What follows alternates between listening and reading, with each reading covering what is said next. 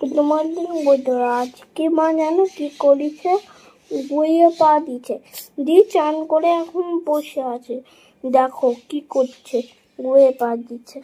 তার সকালবেলায় ঘুম থেকে উঠে চা করে টেবিল ওপর চায়ের কাপটা রেখেছিলাম, রেখে একটু বাইরের দিকে বেরিয়েই অকাজ করে ফেলেছি আর পা দিয়ে ফেলেছি গুয়ে। তা কি করব, গুয়ে যেহেতু পা দিয়েই ফেললাম, স্নান তো করতেই হবে।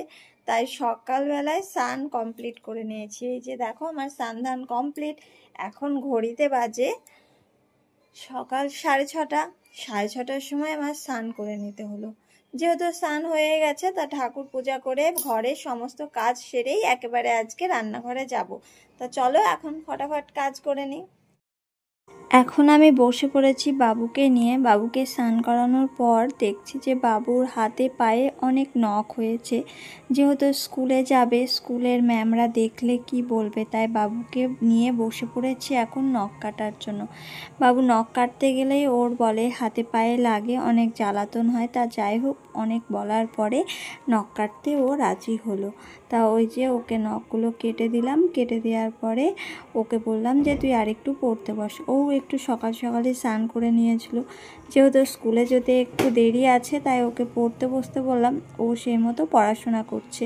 আর আমি ওই বাইরেটায় সিঁড়ির উপরে রেশনের ময়দা রেখে গেছে, ময়দার প্যাকেটগুলোতে তো পিঁপড়ি হয়েছে, সব ফুটো ফুটো করে দিয়েছে। তা প্যাকেটগুলোকে একটা জায়গায় গুছিয়ে রাখলাম। আর চালের বালতিটার অবস্থা দেখো, এত পরিমাণে পিঁপড়ে হয়েছে তা কি বলবো। সে চালগুলোকে আবার রোদে দিতে হবে। তারপরে বাবুকে স্কুলে পাঠিয়ে দিয়েছিলাম। স্কুলে পাঠানোর পর এখন একটু ছাদে আসছি। তোমরা তো দেখলেই চালগুলোতে কত পিঁপড়ে হয়েছে, তাই একটু রোদে দিয়েছি, দেখি পিঁপড়েগুলো গেল নাকি। আর আজকে তো প্রচণ্ড রোদের তাপ।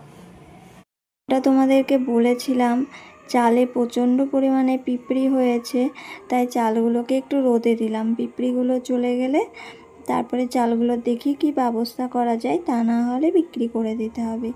রেশনের চালগুলোতে প্রচুর পরিমাণে পিঁপড়ি হয়েছে। তা চালগুলো রোদে দিয়ে তুলে নিয়ে চলে আসলাম, যেহেতু অনেকক্ষণ চাল রোদে দিলে কেমন হয়ে যাবে, সেই কারণে। তারপরে এসে অনেক জামা কাপড় ছিল রোদে দেওয়া ছিল, সেগুলো শুকিয়ে গেছে। নিয়ে এসে ভাঁজ করে বিছানাটাকে একদম পরিষ্কার করে ফিটফাট করে নিয়েছিলাম।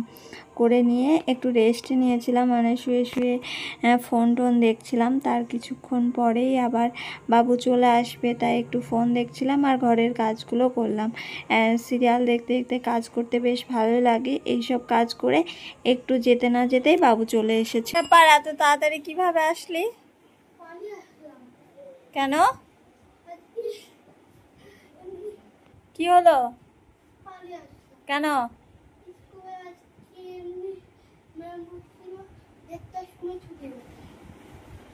কি কারণে? স্কুল থেকে পালিয়ে আসা? দাঁড়া, তোকে দেখছি। কালকে গিয়ে স্কুলে বলে আসবো। পরশুদিন বলে আসবো।